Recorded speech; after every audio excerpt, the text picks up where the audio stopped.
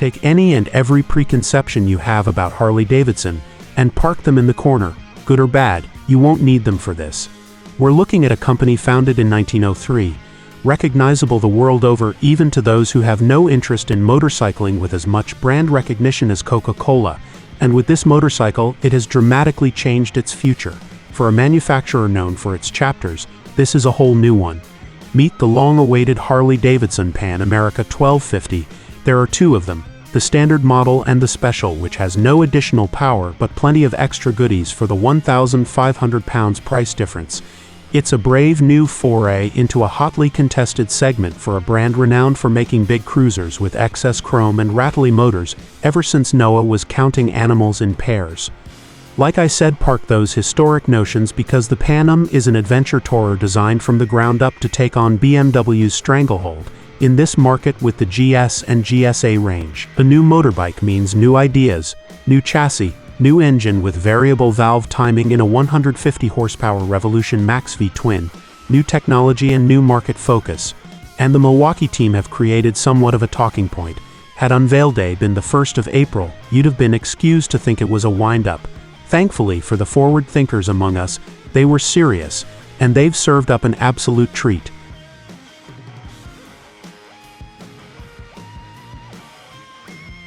The new Revolution Max 1250cc 60° V-twin is a liquid-cooled 1252cc engine designed pretty much on a capacity par with the 1254cc BMW Boxer in terms of capacity, but punches harder.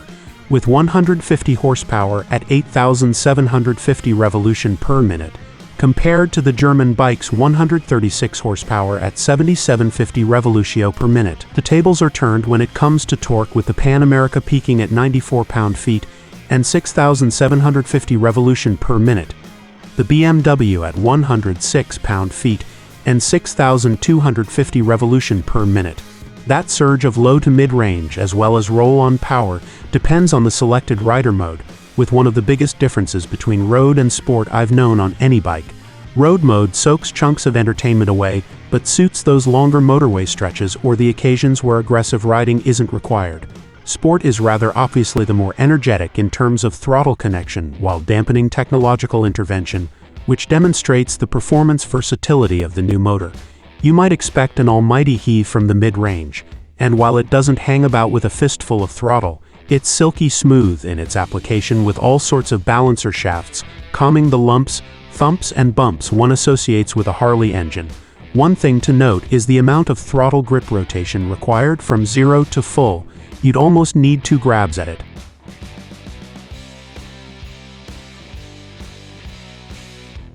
Although the angle between the cylinders is 60 degrees to keep it compact, the firing interval is a more traditional 90 degrees thanks to crank pins that are offset by 30 degrees. That means you won't be hearing the traditional Harley noise from this twin.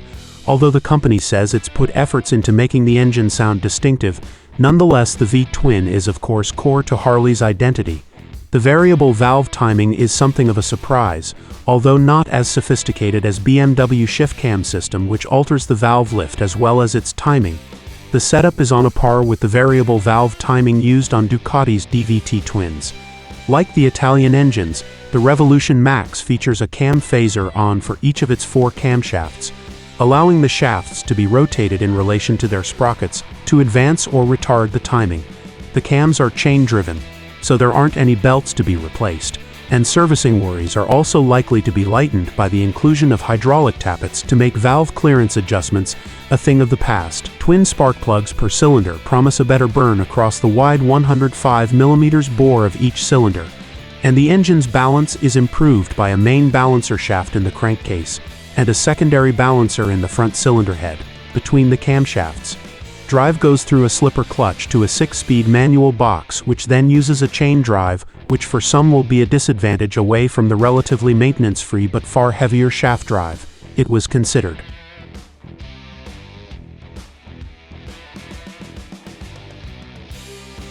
The peg-to-seat gap is actually quite short for a bike pitched at being an adventure tourer, a distance-comfort ratio accentuated when you arrive back on the tarmac having ridden off-road and therefore been stood up on the pegs. You fit snugly back into the seat, and it seems a little cozy. My knee was higher than my hip.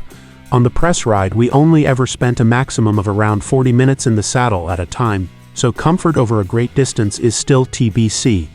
The stretch to the bars is nothing too outrageous, given the length of the bike and its overall stance, and for potential big miles, the width of those handlebars, accessibility to the plethora of buttons, standard fit cruise control are spot on for comfort levels. An additional 2-inch can be found with the accessory bar riser. Levers are span adjustable, as is the 4-position screen via your left-hand lever operation.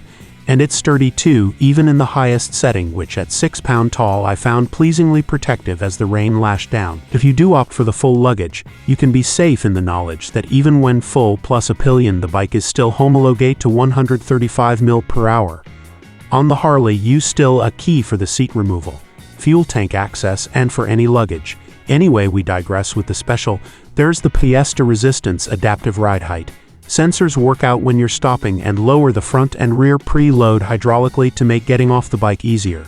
Equally, it recognizes as you pull away to increase that height again, though the system disengages when in off-road mode for obvious reasons. Clever stuff that's almost unnoticeable. It takes the bike's seat height down to 825 mm, and here's a tip to know which setting the seat is in. There's an inch-tall bump on the end of the fuel tank in front of the seat that resemble a gentleman's parts right in front of where the gentleman's parts would be if sat on the bike. If you can't see them, then the seat is in its higher position.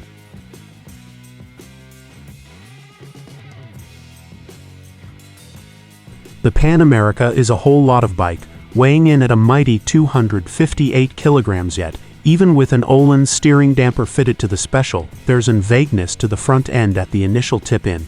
Understandable considering the bike's size and purpose, you might say. Electronic suspension and quite a stiff front brake feel battle with the weight transfer as you change from braking to steering, and even though the Harley-developed Michelin Scorcher Adventure tubeless tires are ace, there's a limit to how much you can trust initial turn on your first ride.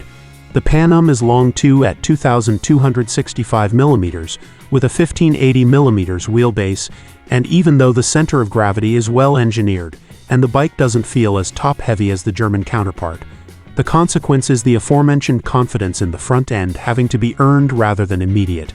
That said, look at what it's been built to do. Hustling around B-roads ain't its forte. The engine is mounted low, so low in fact, I started to compare ground clearance as soon as I saw the bike in the flesh, thinking it's going to get a proper bashing off-road. However, while it's only 10 mm shy of the BMW, it's 45 mm off the Ducati.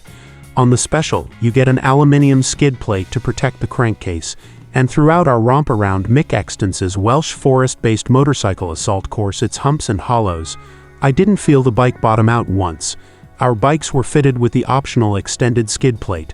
Considering the amount of engine, chassis, and electronics on the Pan America, as well as the murky and mucky conditions on the Welsh roads, after my initial concerns, I began to feel comfortable trying to boss the bike a little, pushing on at each corner exit to see if anything untoward would happen, yet it stayed composed courtesy mainly of the excellent Showa 47mm BFF forks.